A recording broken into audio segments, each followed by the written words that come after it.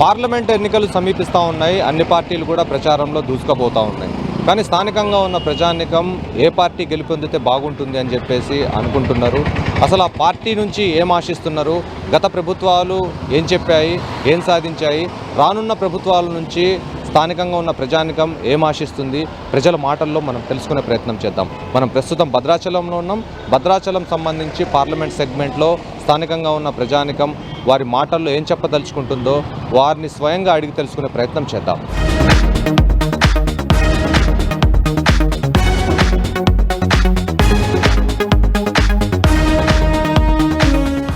ప్రస్తుతం పార్లమెంట్ ఎన్నికలు వచ్చినాయి కదా, మీకు ఇక్కడ అసలు ఏమేమి సమస్యలు ఉన్నాయి? ఇక్కడ చిన్న వ్యాపారస్తులకి లోన్స్ అయ్యి ఇస్తానన్నారండి. ఇదివరకు ఎంతకుముందు అన్నారు, అంతకుముందు అన్నారు. ఈ లోన్స్ ఇచ్చిన పాపాన్ని ఎవరు లేదు. చాలాసార్లు అన్నారు, బండి దగ్గరికి వచ్చి కూడా అన్నారు. ఈ లోన్స్ అన్నది పొరపాటును కూడా ఎవరికి ఇవ్వలేదు.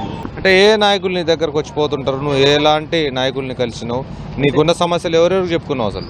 అయితే ఇది వరకు ఈ టీఆర్ఎస్ వచ్చేవాళ్ళు అండి, వాళ్ళు కూడా అనేవాళ్ళు అంతే, అంతవరకే. కానీ వీళ్ళు చేస్తాం నువ్వు పొరపాటు కూడా ఎవరు చేసి. ఎంపీ ఎలక్షన్లు వస్తున్న విషయం తెలుసా నీకు? తెలుసన్నా. మీకు ప్రధానంగా ఇక్కడ ఎలాంటి సమస్య తీరాలనుకుంటున్నావు? ప్రజెంట్ ఫ్లడ్, భద్రాచలానికి ఫ్లడ్ ఆగాలి, వ్యాపారాలు బాగుండాలి. మరి రేవంత్ రెడ్డి వాళ్ళ రాకపోవడానికి కారణం ఎలక్షన్ కోడ్ కాబట్టి రాలేదు. ఒకవేళ ఆయన వచ్చి ఉంటే భద్రాచలం పరిస్థితి చూస్తుంటే బాగుపరిచేవారేమో. పెట్రోల్ రేట్లు అయితే బాగా పెరిగిపోయినాయి, మేము బలం మీద తిరుగుతాము. నెక్స్ట్ ఈ కూరగాయల షాపులన్నిటికీ వెహికల్ ఉన్నాయి, మాకు కూరగాయలు తోలుతాము. డీజిల్ రేటు బాగా పెరిగిపోయింది. మావన్నీ బలం మీద వ్యాపారమే కదా, మాకు పెట్రోల్ డీజిల్ తగ్గాల. ఇప్పుడైతే స్టేట్లో కాంగ్రెస్ ఉంది కాబట్టి తెలంగాణ స్టేట్లో పైన కూడా కాంగ్రెస్ వస్తే బాగుంటుంది. భద్రాచలం డెవలప్ అవడానికి కొంచెం ఛాన్సెస్ ఉంటాయి అనుకుంటుంది. అయితే అసలు సెంట్రల్ స్కీమ్స్ ఉన్నాయి కదా, ఇన్ని సెంట్రల్ స్కీమ్స్, ఆ సెంట్రల్ స్కీమ్స్లో ఏది తెలుసు మీకు? సెంట్రల్ స్కీమ్స్ అంటే పెట్రోల్ అనేది తెలుసు, కానీ పెట్రోల్ ఎలక్షన్ మూమెంట్లో తగ్గించారు. మామూలు మూమెంట్లో పెట్రోల్ తగ్గిలేదు. ఎలక్షన్ ఉంది కాబట్టి పెట్రోల్ 5 రూపాయలు తగ్గించారు. మళ్ళీ ఎలక్షన్ అయిపోతే మళ్ళీ కేంద్రంలో బీజేపీ వస్తే మళ్ళీ పెంచేస్తారు, డబుల్ అవుతుంది. ఇక కాంగ్రెస్ వస్తేనే ఏమన్నా తగ్గియాలి. గ్యాస్ పెట్టారు, గ్యాస్ సెంట్రల్ పద్ధతి తక్కువైంది. కరెంట్ ఒకటి ఆర్టీసీ ఒకటి బాగుంది మాకు కాంగ్రెస్ వల్ల, చాలా బాగుంది. దానివల్ల ఐడియా ఉందా మీకు? ఇప్పుడు పార్లమెంటు ఎన్నికలు వచ్చినాయి అనేది 13 ఉన్నాయి కదా, ఇప్పుడు అంటే అన్ని రాజకీయ పార్టీలు వచ్చినాయి, అన్ని పార్టీలు కూడా ప్రచారం దూసుకుపోతున్నాయి. అంటే మీకు ట్యాక్స్ గురించి, వ్యాట్ గురించి, లేకపోతే జిఎస్టీ గురించి, వీటి గురించి అన్నిటి గురించి ఐడియా ఉంది కదా. అయితే ఈ గవర్నమెంట్ వస్తే ఇది చేస్తుంది అనే ఆలోచన ఏమైనా ఉందా మీకు? ప్రత్యేకంగా మనం ఎలాగని చెప్పలేము, కానీ వ్యక్తిగతంగా అయితే కొంతమంది మనకు రాహుల్ గాంధీ గారు అంటే కొంచెం ఇష్టం. ఆయన కొంచెం చేంజ్ అయితే బెస్ట్ ఏమని అనిపిస్తుంది. మోదీ గారు కూడా బెటర్, అంటే మతం పరంగానో రాజకీయ పరంగానో దేశం పరంగా కొంత బెటర్ ఏమో. కానీ మనకు నిరుద్యోగం కొన్ని ఉన్నాయి కదా, ఉద్యోగాలు వస్తే మనకంటే వ్యాపారంగా పోటీ తగ్గింది. ప్రతి ఒక్కరు వచ్చేసి ఏదో వ్యాపారం అంటున్నారు, కుదరదు కదా. ఉద్యోగాలు వస్తే ఇన్కమ్ పెరిగింది, జనానికి బిజినెస్ కూడా పెరిగింది. అలాగే రైతులు కొంచెం బెస్ట్. వాళ్ళు ఏదో రుణమాఫీలు అంటున్నారు కదా, పెద్ద వాళ్ళకే కాకుండా రైతులు కూడా రుణమాఫీలు చేయడం, వాళ్ళకి లోన్లు ఇవ్వడం లాంటివి చేస్తే ఇంకా హ్యాపీగా ఉంటుంది. లోక్సభ ఎన్నికలు జరుగుతుంటే మీ భద్రాచలంలో ఈ సమస్య ఉంది, చాలా కాలం నుంచి పెండింగ్లో ఉంది అనేది సమస్య ఉంది అసలు ఇక్కడ? సమస్య అంటే మెయిన్ ఇక్కడ వచ్చేసి చెప్పుకోదగ్గ అయితే ఏం లేవు, కానీ మెయిన్ వచ్చేసి పేదవాళ్ళకి డబుల్ బెడ్రూమ్ ఇవన్నీ అని చెప్పేసి ఉన్నాయిగా, అదే ప్రధాన సమస్య. అదొకటి. నెక్స్ట్ డ్రైనేజీ వ్యవస్థ ఒకటి. నెక్స్ట్ ఇంకోటి ఏంటంటే ఈ చుట్టుపక్కల ఇది వాల్ ఉంది కదా, కరకట్ట వచ్చేసి ఇప్పుడు మనకి వర్షాకాలంలో రైన్ సీజన్లో వచ్చేసి బ్యాక్ వాటరు వస్తూ ఉంటాయి టెంపుల్ సైడ్. అది మెయిన్ సమస్య.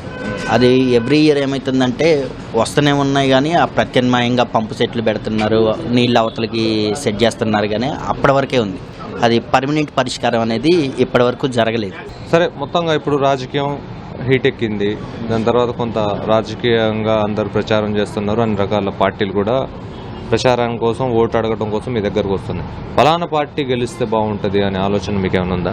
వాళ్ళు చేస్తున్న పథకాల అమల్లో కానీ, అది స్టేట్లో కావచ్చు, సెంట్రల్లో కావచ్చు, ఎక్కడైనా సరే వాళ్ళు చేసే పథకాల అమలును బట్టి ప్రజలు ఓటేసే అవకాశం అనేది ఉంటుంది ఎక్కువ శాతం. ఏం పని చేస్తావు? నేను మోటార్ ఫీల్డ్ డ్రైవర్ కదా.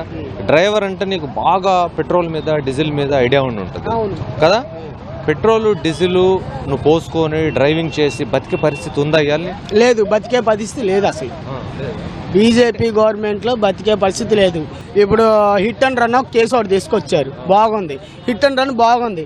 అది ఎవరికి ప్రయోజనం? డ్రైవర్కి ప్రయోజనం లేదు, ఓనర్కి ప్రయోజనం లేదు. ఇప్పుడు అక్కడ ఉన్నాం అనుకోండి, మమ్మల్ని చంపేస్తారు. మీ ఇష్టం వచ్చినట్టు వీళ్ళు చట్టాలు చేసుకుంటే యువతలలో లక్షల మంది, 2 లక్షలు 3 లక్షలు బతికే మంది వాళ్ళు మరి ఇది చేసుకోవాలి కదా. ఇప్పుడు డ్రైవర్ ఫీల్డ్ బొచ్చడి మంది ఉన్నారు, ఈ ఆటో డ్రైవర్లు ఉన్నారు, వాళ్ళకైనా ఒకటే కేసు. కార్ డ్రైవర్లు ఉన్నారు, వాళ్ళకైనా ఒకటే కేసు, అన్నీ ఒకటే. ఇప్పుడు ఉండదాకా మొన్నదాకా బీజేపీ అని, ఇప్పుడు మాకు కాంగ్రెసే కావాలంతే. మన భద్రాచలం డెవలప్మెంట్ కావాలంటే రాష్ట్రంలోనే కాదు కేంద్రంలో కూడా కాంగ్రెస్ గవర్నమెంట్ ఉంటే మంచిది, అభివృద్ధికి ఉపయోగపడిద్ది. విడిపోయిన తర్వాత 5 గ్రామ పంచాయతీలను కూడా భద్రాచలంలో కలిపితే ఈ డంపింగ్ యార్డ్ అని అయ్యని టెంపుల్ సిటీ లాంటివి చేస్తే భద్రాచలం అభివృద్ధికి ఉపయోగం ఉంటుంది. కాబట్టి మళ్ళీ కాంగ్రెస్ గవర్నమెంట్ సెంటర్లో కూడా వస్తే మంచిదని మా ఉద్దేశం. స్కీమ్స్ అవన్నీ బాగానే ఉన్నాయి, పేదవాడికి అన్నీ అందుబాటులో ఉన్నాయి. కానీ అవి ఇంకా కొంతమంది అక్కడక్కడ అందట్లేదు, అవి కూడా అందితే ఇంకా మంచిగా ఉంటుంది అనేది మా ఉద్దేశం అండి. ఫ్లడ్కి కరకట్ట అభివృద్ధి పనులు స్టార్ట్ అయినాయి. ఈ సంవత్సరం అంతగా ఉండవేమని, ఇంతకుముందు అయితే అన్ని ఇబ్బంది పడ్డాం. పాత గవర్నమెంట్ అన్ని 1000 కోట్లని అయ్యని ఇవని అన్నది ఏది భద్రాచలానికి ఉపయోగం లేదు. కాంగ్రెస్ గవర్నమెంట్ అన్న భద్రాచలాన్ని అభివృద్ధి చేస్తుందని కోరుకుంటున్నాం. గతంలో టీఆర్ఎస్ పరిపాలనలో ఒక అభివృద్ధి కూడా జరగలేదు. ఫస్ట్ వచ్చాడు 100 కోట్లు అన్నాడు, తర్వాత వచ్చి 1000 కోట్లు భద్రాచలం అభివృద్ధికి అన్నాడు. ఆ రాముల వారిని పట్టించుకోవడం, రాముల వారి తరుణాలు కూడా తీసుకురావడం వరకు మేము చూడలేదు. ఆ పాలన పోయిన తర్వాత కాంగ్రెస్ పరిపాలన వచ్చిన చాలా బాగుంది. కరెక్ట్ పనులు మొదలుపెట్టారు, గోదావరి పనులు మొత్తం పూర్తిగా చేస్తున్నారు. తర్వాత 5 పంచాయతీలు భద్రాచలంలో కలిపేస్తామన్నారు. టీఆర్ఎస్ గవర్నమెంట్ 10 సంవత్సరాల నుంచి వచ్చింది, కానీ భద్రాచలానికి ఒరిగింది ఏం లేదు.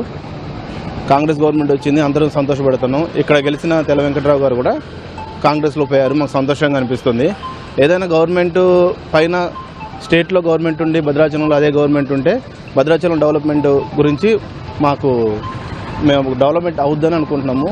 మాకు పెద్ద ప్రాబ్లం వచ్చేసి గోదావరి, ప్రతి సంవత్సరం వచ్చే గోదావరి గురించి చాలా ఇబ్బంది పడుతున్నాము. కరకట్ట విషయంలో కూడా గవర్నమెంట్ రేవంత్ రెడ్డి గారు ఈసారి నామీకి వచ్చి ఉంటే చాలా బాగుండేది అనుకున్నాము, కానీ ప్రోటోకాల్ వల్ల రాలేకపోయారు. ఎలక్షన్ల వల్ల వచ్చుంటే చాలా బాగుండేది. ఇంకేదైనా చెప్తారని సంతోషంగా ఆశించేవాళ్ళం. ఇది భద్రాచలం ప్రజల మనోగతం. వీడియో జర్నలిస్ట్ హర్షత్తో ఖదీర్, V6 న్యూస్, భద్రాచలం.